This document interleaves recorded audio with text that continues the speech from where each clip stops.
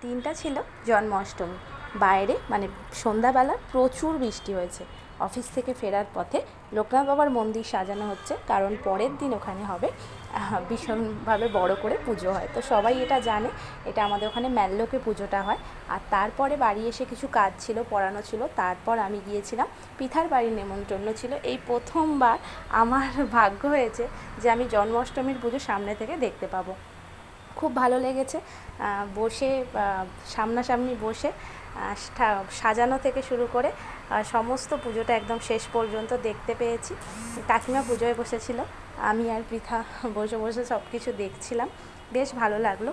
হয়তো অনেকেই বাড়িতে জন্মাষ্টমীর পুজো করো, কিন্তু আমাদের বাড়িতে তো পুজো নেই, সেই জন্য পুজোটা খুব মিস করি। আর কারা কারা জন্মাষ্টমী বাড়িতে পুজো করো জানিও। অনেকেই অবশ্য পোস্ট করেছো, অনেকেই ছবি ছেড়েছো। তারও মধ্যে হয়তো কিছুজন কাজের মাঝখানে হয়তো ভিডিও করতেও পারোনি, তো ছাড়তেও পারোনি। তো অবশ্যই জানিও কার কার বাড়িতে হয়। সত্যি আমার এই বছরটা জন্মাষ্টমীর পুজোটা খুব ভালোভাবে সামনে থেকে দেখে খুবই ভালো লেগেছে। আর তার জন্য আগে আমি পৃথাকে অনেক অনেক অনেক ভালোবাসা রইল, কারণ এইভাবে ইনভাইট করার জন্য। আর এইভাবে আমি পুরো পুজোটা একদম প্রথম থেকে শেষ পর্যন্ত দেখতে পেয়েছিলাম। এখানে আরতি হয়ে পুজো একদম শেষ।